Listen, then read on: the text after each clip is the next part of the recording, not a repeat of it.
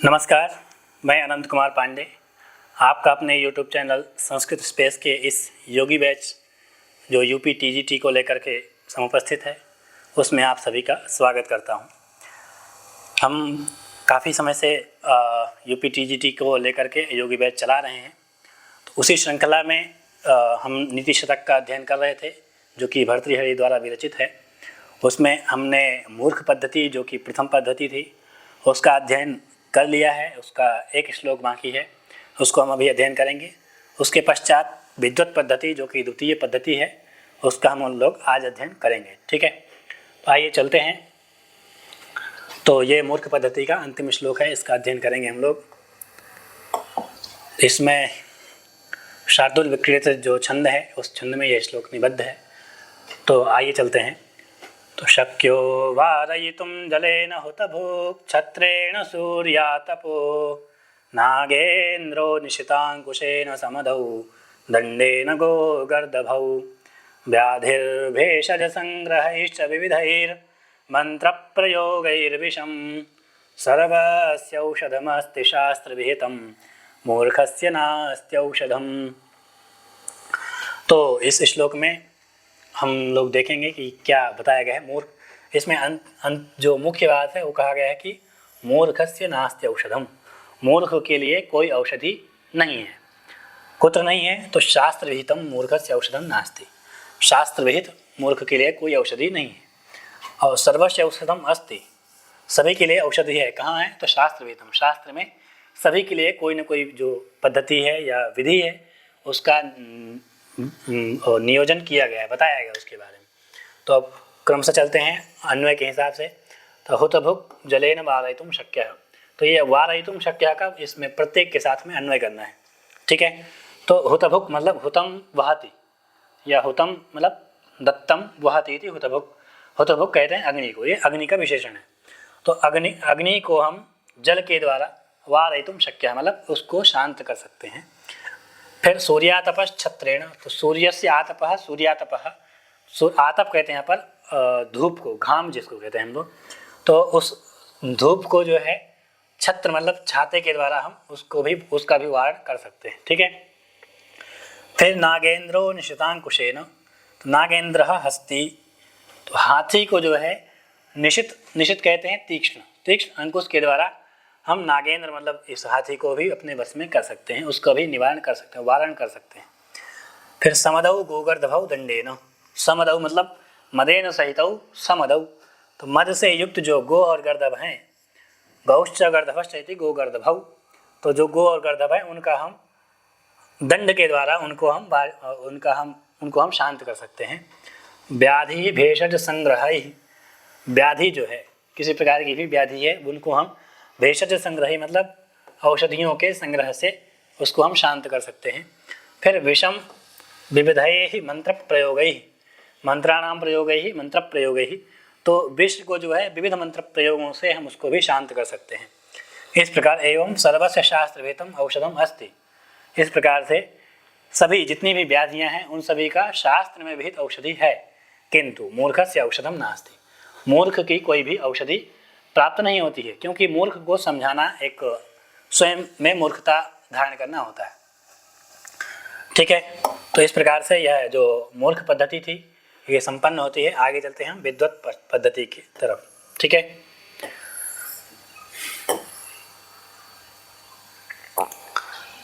तो यह श्लोक है विद्वत पद्धति का प्रथम श्लोक है। इसको आपने पहले भी कहीं अध्ययन किया होगा, तो देख लेते हैं। साहित्य संगीत कलानभिज्ञः साक्षात् पशुः पुच्छ विषाणहीनः तृणं न खादन्नपि जीवमानस्तद्भागधेयं परमं पशूनां।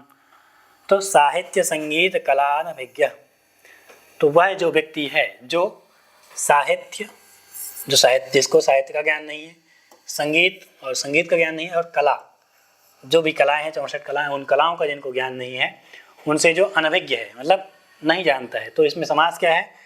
साहित्यं च संगीतं च कला च इति, साहित्य संगीत कला, कला ताभि अनभिज्ञ, साहित्य संगीत कला अनभिज्ञ। तो इस प्रकार का इसका विग्रह है।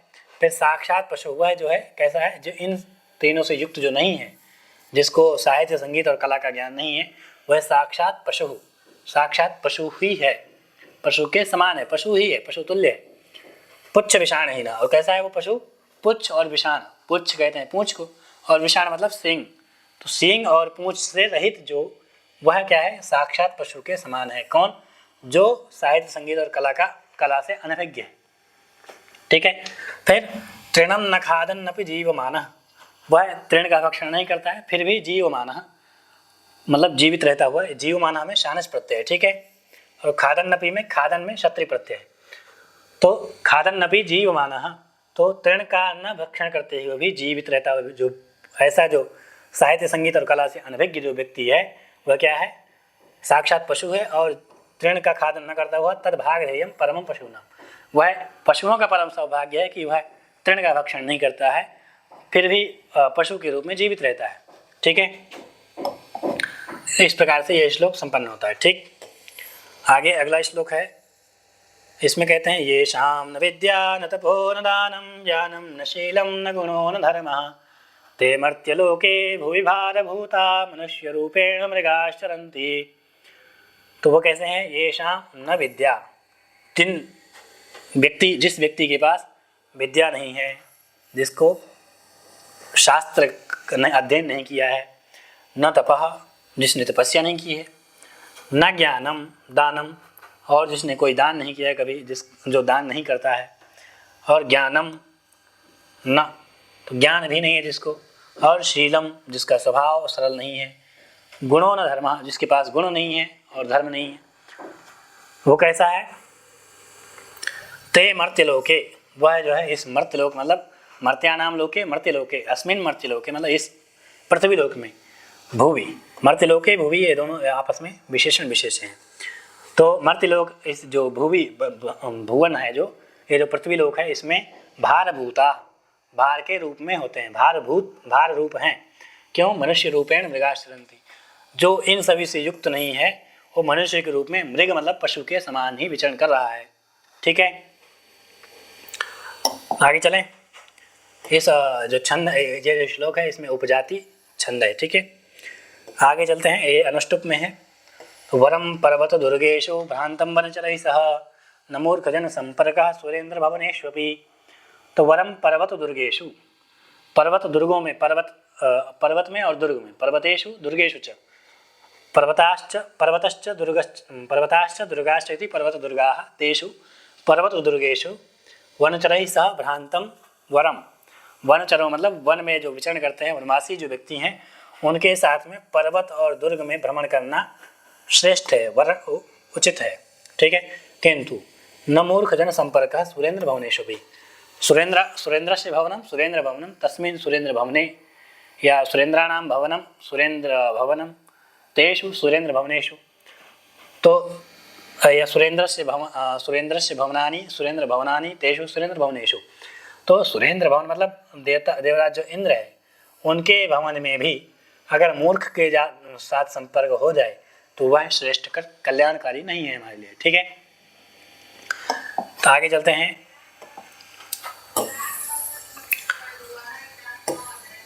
शास्त्रोपस्कृत शब्द सुंदर गिरः शिष्य प्रदेयागमा विख्याता कवयो वसंति विषये यस्य प्रभोर्निर्धना तज्जाड्यं वसुधाधिपस्य कवयो ह्यर्थं विनापि ईश्वरा कुत्स्याः स्युः कुपरीक्षका हि मनयो यैरर्घतः पातिताः।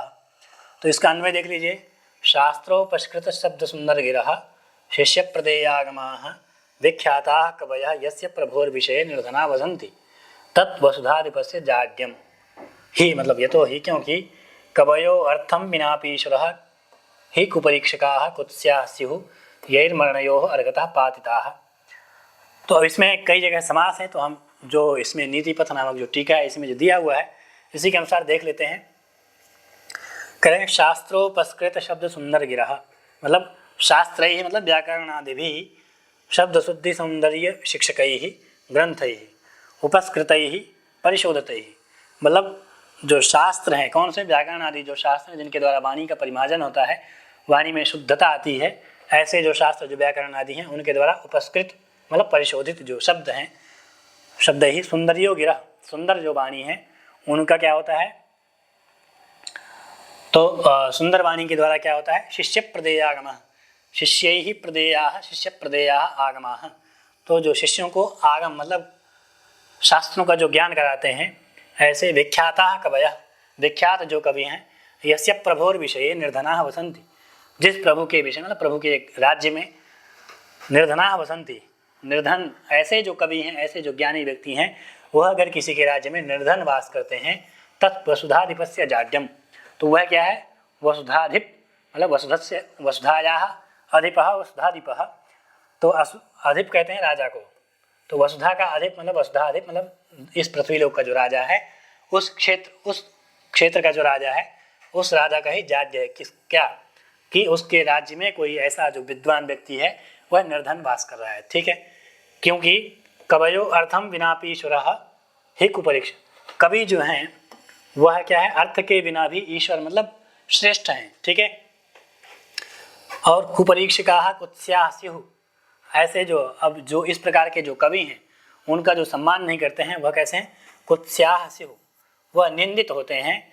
यही मणयो अर्घता पातिता, जिन्होंने मणि का, अर्घता मतलब अनायास ही उसको फेंक दिया है, मणि का जिसको ज्ञान नहीं हुआ है, ऐसे जो परीक्षक हैं वही निंदित होते हैं, न कि ऐसा विद्वान। मणि जो है कभी भी निंदित नहीं होती है, उसका जो परीक्षण करने वाला है वह अगर कुपरीक्षक है, उसको उसका ज्ञान नहीं है, तो उसकी ही निंदा होती है, मणि की निंदा नहीं होती है।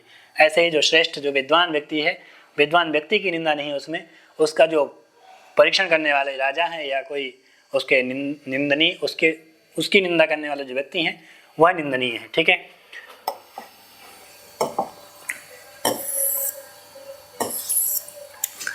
अगला श्लोक है, हर्तुर्याति न गोचरं किमपि पुष्णाति यत् सर्वदा, ह्यर्थेभ्यः प्रतिपाद्यमान मनीषं प्राप्नोति वृद्धिं परां, कल्पान्तेष्वपि न प्रयाति निधनं विख्यातमन्तर्धनं, येषां तान् प्रतिमानमुज्झत नृपा कस्तैः सह स्पर्धते, ठीक है। तो यहाँ पर देखिए अन्वय जो दिया है उस अन्वय को देते हैं।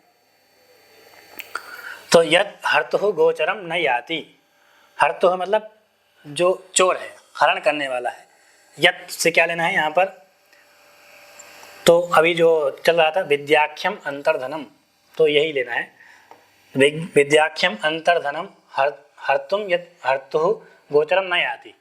तो विद्या नामक जो अंतर्धन है, जो हमारे अंदर रहने वाला जो धन है, वह हर्तुः गोचरम न याति, हर्ता मतलब जो चोर है उस चोर के द्वारा चोरी नहीं की जाती है।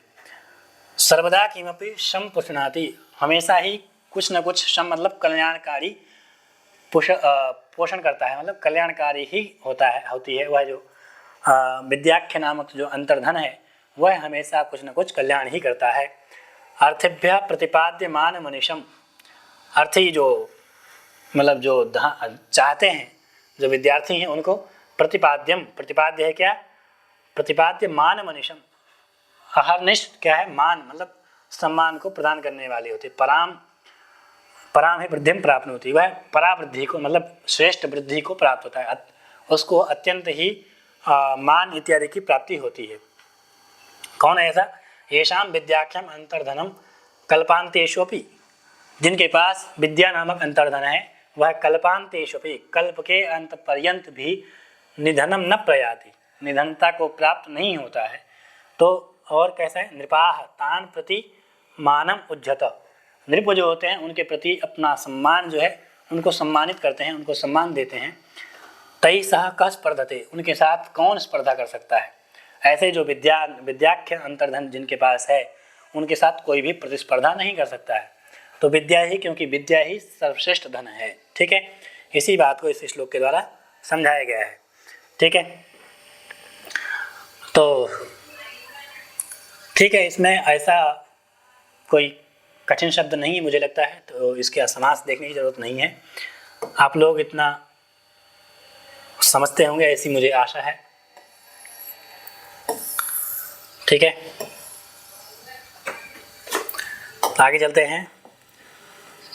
अधिगत परमार्थान् पंडितान् मावमंस्थास्त्रिणमिव लघु लक्ष्मीर्नैव तान् संऋणद्धि, अभिनवमदरेखा श्यामगण्डस्थलानां न भवति विसतन्तर्वारणं वारणानाम।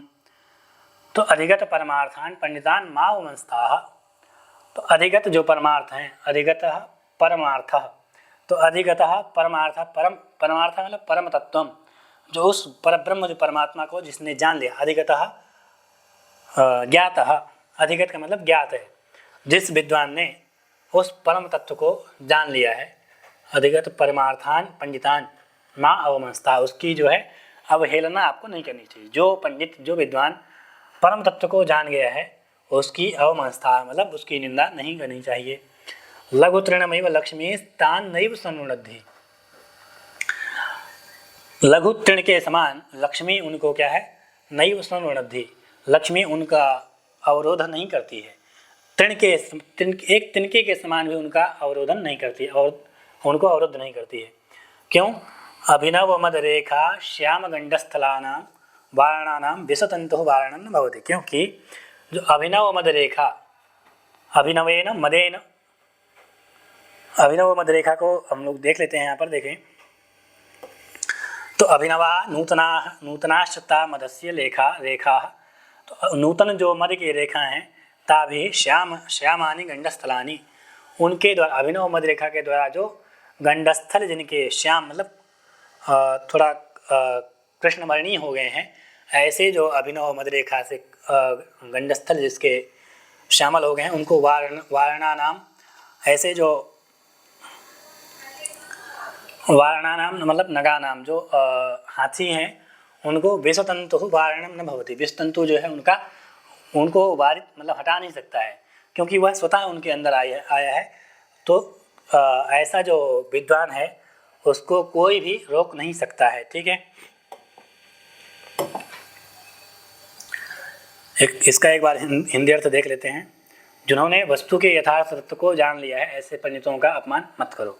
तिनके के समान क्षुद्र लक्ष्मी उन विद्वानों को रोक नहीं सकती। नूतन मद की धाराओं से श्याम कपोलों वाले मदान हाथियों को कोमल कमल नाल के सूत्र से बांधा नहीं जा सकता है। तो इसी प्रकार किसी भी विद्वान को उसके द्वारा बांधा नहीं जा सकता है। ठीक है, आगे चलते हैं। अम्भोजिनी वन निवास विलासमेव हंसस्य हन्ति नितरां कुपितो विधाता नत्वस्य दुग्धजल भेद विधौ प्रसिद्धां वैदग्ध्य कीर्तिमुपहर्तुमसौ समर्थः।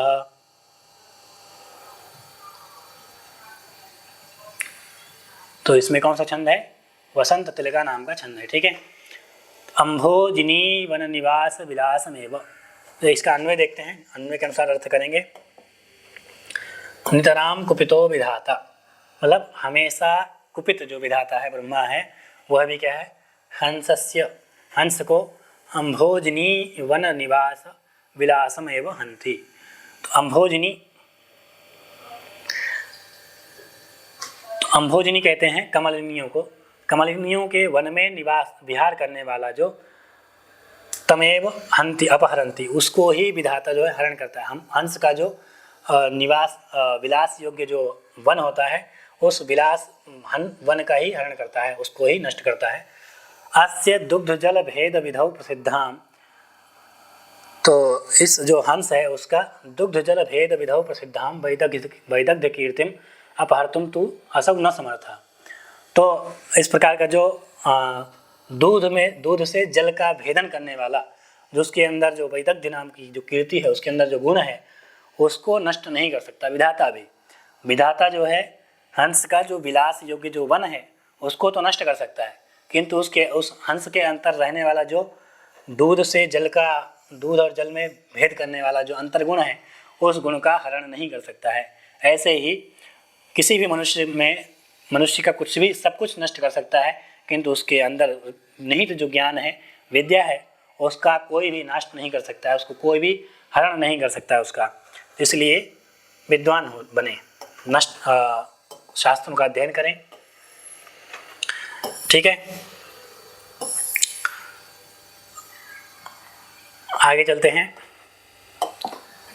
केयूराणि न भूषयन्ति पुरुषं हारा न चंद्रोज्ज्वला न स्नानं न विलेपनं न कुसुमं नालंकृता मूर्धजा वाण्येका समलंकरोति पुरुषं या संस्कृता धार्यते क्षीयन्ते खलु भूषणानि सततं वाग्भूषणं भूषणम।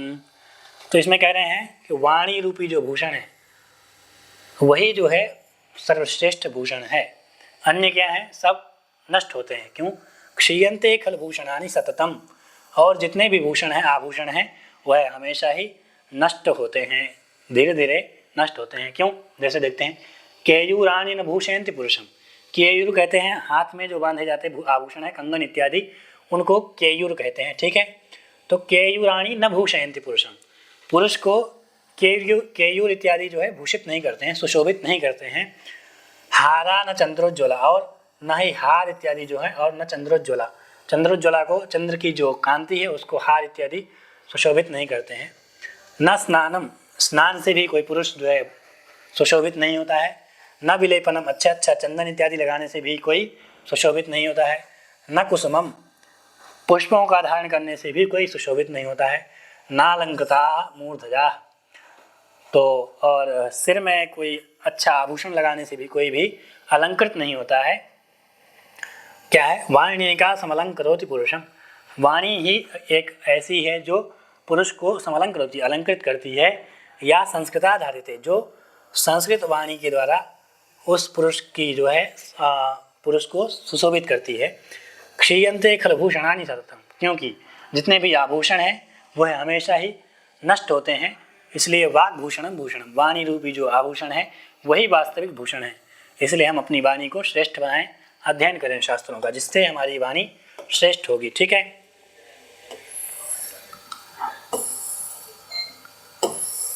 अगला श्लोक है विद्या नाम नरस्य रूपमधिकं प्रच्छन्न गुप्तं धनं विद्या भोगकरी यशः सुखकरी विद्या गुरूणां गुरुः विद्या बन्धुजनो विदेशगमने विद्या परं दैवतं विद्या राजसु पूज्यते न हि धनं विद्या विहीनः पशुः। कहते हैं विद्या नाम नरस्य रूपम अधिकम, विद्या जो है वह किसी भी व्यक्ति के लिए अत्यंत रूपकारी, मतलब अपने उसके रूप में जो शोभा है उसको बढ़ाने वाली होती है। प्रच्छन्न गुप्तम धनम, और वह गुप्त धन है। प्रच्छन्न मतलब गुप्त, एकदम अत्यंत ही गोपनीय धन है। गोपनीय नहीं है मतलब उसमें अंतर्निहित गुप्त धन है वह। विद्या भोग करी, विद्या ही भोगम करोति, यह भोगम कारयति थी भोग करी, तो भोग करी मतलब भोग को प्रदान करने वाली है। यशा सुख करी, और यश तथा सुख को प्रदान करने वाली कौन है? विद्या ही है। विद्या गुरुणाम गुरु, विद्या ही गुरुओं की भी गुरु है। जो गुरु हैं उनके पास उनकी भी गुरु कौन है? विद्या ही है। विद्या बंधुजनो विदेश गमने, तो विदेश गमने बंधुजन विद्या, विदेश गमन में आपके पास कोई बंधु बांधव नहीं होता है, वहाँ पर भी आपकी विद्या जो है वही बंधु है। ठीक है, विद्या परम दैवतम, विद्या ही वह परा देवता है। ठीक है, सर्वश्रेष्ठ देवता कौन है? यहाँ पर विद्या ही है।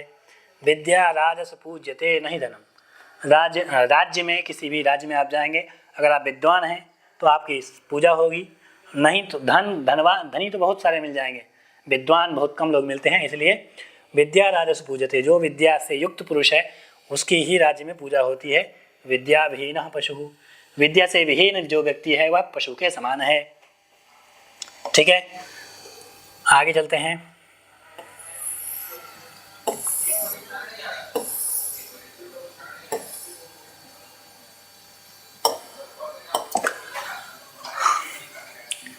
क्षान्तिश्चेत् कवचेन किमरिभिः क्रोधोऽस्ति चेत् देहिनां ज्ञातिश्चेदनलेन किं यदि सुहृत् दिव्यौषधैः किं फलं किं सर्पैर्यदि दुर्जनाः किमु धनैर्विद्या नवद्या यदि व्रीडा चेत् किमु भूषणैः सुकविता यद्यस्ति राज्येन किम।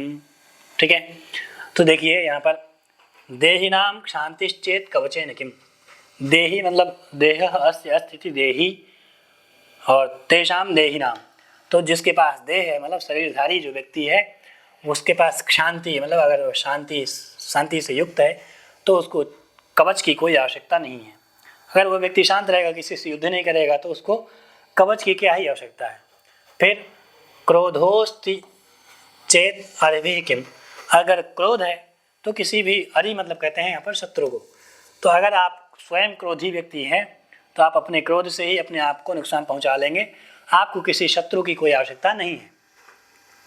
फिर ज्ञातिश्चेत अनलेन किम, ज्ञाति मतलब आपके जो बंधु बांधव हैं वह अगर दुष्ट हैं तो आपको किसी भी अनल मतलब अग्नि की आवश्यकता नहीं है, वही आपको जला देंगे धीरे धीरे, ठीक है।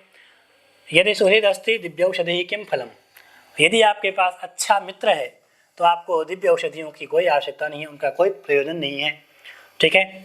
यदि दुर्जना सर्पैः किम, यदि आपके समक्ष पास में कोई दुर्जन व्यक्ति है या आप स्वयं दुर्जन हैं तो आपको किसी सर्प की आवश्यकता नहीं है, आप स्वयं ही नष्ट हो जाएंगे, ठीक है। यदि अनवद्या विद्या धनैः किमु, यदि आपकी जो विद्या है वह अनवद्या है, मतलब धन प्रदान न करने वाली, अनवद्य मतलब आपको फल देने वाली नहीं है, फलकारी विद्या नहीं है आपकी वह, तो फिर आपको धन कोई धन कितना भी आ जाएगा आप उसको नष्ट कर देंगे और आप कुछ नहीं कर पाएंगे, ठीक है। चेत व्रीड़ा भूषणैः किमु, अगर आपके पास, व्रीड़ा मतलब कहते हैं लज्जा को, आपके अंदर अगर लज्जा नाम का अगर भूषण है तो अन्य भूषणों की कोई आवश्यकता नहीं है आपकी। यदि सुकविता अस्ति चेत राज्येन किम, अगर आप सुकवि हैं, अच्छे कवि हैं, अच्छी कविता कर लेते हैं तो आपको किसी राज्य की कोई आवश्यकता नहीं है, ठीक है। तो इस प्रकार से यह श्लोक भी संपन्न होता है, ठीक। आगे चलते हैं हम लोग।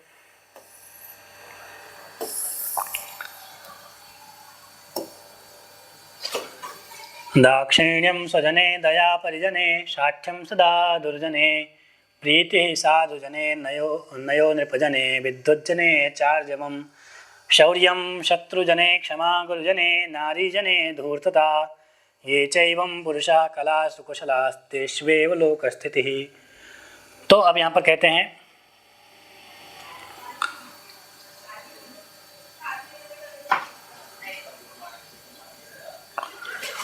दाक्षिण्यम स्वजने, स्वजने मतलब स्वस्य जनाः स्वजनाः या स्वजने दोनों बनता है, क्योंकि अब तो स्वजने मतलब अपने जनों में, स्वजने यहाँ पर सप्तमी है, तो स्वजने मतलब अपने लोगों में, दाक्षिण्य मतलब राग, अनुराग होना क्या है, और दया परिजने अपने जो नौकर इत्यादि हैं उनमें दया रखना, ठीक है।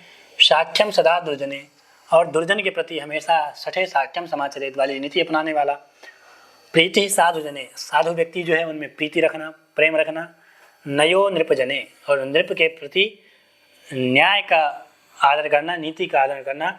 विद्वज्जने चार्जवम, और विद्वान के प्रति जो है हमेशा सरलता का भाव रखना। शौर्यम शत्रुजने, शत्रु के प्रति शौर्य का भाव रखना। क्षमा गुरुजने, गुरुजने मतलब अपने से जो श्रेष्ठ हैं उनके प्रति क्षमा का भाव रखना। नारी जने धूर्तता, नारी जन में धूर्तता मतलब यहाँ पर भी राग का भाव रखना ही है। ये चैवम पुरुषा, इस प्रकार से के जो पुरुष हैं, कलासु कुशला, इन कलाओं में जो पुरुष जो हैं कुशल हैं, ठीक है। तेष्वेव लोक स्थिति, उन्हीं इस प्रकार के गुणों से युक्त जो पुरुष हैं उन्हीं में ही लोक जो है स्थित है, अन्य में लोक की स्थिति नहीं है। तो लोक की स्थिति किसमें है? कलासु पुरुषा, कलासु कुशलाः ये पुरुषाः तेष्वेव लोक स्थिति, जो इन उपयुक्त जो कलाएं हैं उनमें जो निपुण व्यक्ति हैं उनमें ही यह जो लोक है उसकी स्थिति है, ठीक है। अद्यम धियो हरति सिंचति वाचि सत्यम मानोन्नतिम दिशति पापमुपाकरोति चेतः प्रसादयति दिक्षु तनोति कीर्तिम सत्संगतिः कथय किं न करोति पुंसाम्। तो जाड्यम धियः हरति, धियः मतलब हमारे जो बुद्धि है उसकी जड़ता को जो है हरण कर लेती है, कौन? सत्संगति ही, ठीक है। तो यहाँ पर सत्संगति जो है करता है, ठीक है। तो सत्संगति ही जाड्यम हरति कुतः कस्याः, धियः, जो हमारी बुद्धि है उसकी जड़ता को हरण कर लेती है सत्संगति। सिंचति वाचि सत्यम, सत्यम वाचि सिंचति सत्संगति, सत्संगति जो है वाणी में सत्यता को सिंचित करती है, सत्यता को बढ़ाती है। मानोन्नतिम दिशति, मान मतलब हमारे सम्मान में उन्नति को बढ़ाती है। पापम अपाकरोति, पाप से हमें निवृत्त करती है सत्संगति। ठीक है। चेत प्रसादेति, हमारे चित्त को प्रसन्न करती है सत्संगति। दिक्षु तनोति कीर्तिम, दिक्षु मतलब दसों दिशाओं में हमारी कीर्ति को जो है तनोति मतलब विस्तारित करता है। और तो इस प्रकार की जो सत्संगति है, कथय किम न करोति पुंसाम, तो सत्संगति पुरुष का क्या नहीं कर सकती, अर्थात सभी सब कुछ कर सकती है। सत्संगति से व्यक्ति सब कुछ प्राप्त कर सकता है। तो हमें सज्जन की संगति करनी चाहिए। ठीक है। आगे है जयन्ति ते सुकृतिनो रस सिद्धाः कवीश्वराः नास्ति येषां यशः काये जरा मरणजं भयम्। तो जयन्ति ते सुकृतिनो रस सिद्धाः कवीश्वराः, तो रस सिद्धाः कवीश्वराः सुकृतिनः ते जयन्ति। तो यहाँ पर संपूर्ण एक कवीश्वराः के ही क्या है, विशेषण है। तो कैसे कवीश्वर है, रस सिद्धाः, जिनका रसा सिद्धा येषाम ते रस सिद्धाः कवीश्वराः, तो रस सिद्ध है जिनको ऐसे जो कवि, वह कवीश्वर को क्या है, जयंती उनकी जय हो। सुकृतिनः, जिनकी कृति क्या है, सु अच्छी कृतियाँ हैं। शोभना कृति येषाम ते सुकृतिनः, तो जिनकी कृतियाँ अच्छी अच्छी हैं और रस सिद्ध हैं, जो ऐसे जो कवीश्वर हैं उनकी क्या है, ते जयंती उनकी जय हो। नास्ति येषाम यशः काये, जिनकी काय मतलब शरीर में, यश रूपी जो काय में जिनको क्या नहीं है, जरा मरणजम भयम नास्ति, जिनकी काय जो यश रूपी जो काय है, यश रूपी जो काय जिस शरीर है जिनका, उनमें क्या है, जरा और मरण नामक जो भय है, वह भय जिनके काय मतलब शरीर में नहीं है, ऐसे जो रस सिद्ध कवि हैं उनकी जय हो। ठीक है। तो इस प्रकार से यह जो विद्युत पद्धति है, यह विद्युत पद्धति आज संपन्न होती है। आप लोग हमारे इस YouTube चैनल पर बने रहिए और अध्ययन करते रहिए और इसको शेयर करते रहिए, बढ़ाते रहिए, तो जिससे कि आपको भी लाभ हो और आपके जो मित्र सहयोगी हैं उनका भी लाभ हो। ऐसे और आप इस चैनल पर बने रहें, इससे आपको अवश्य ही लाभ की प्राप्ति होगी, ऐसी हम कामना करते हैं। नमस्कार।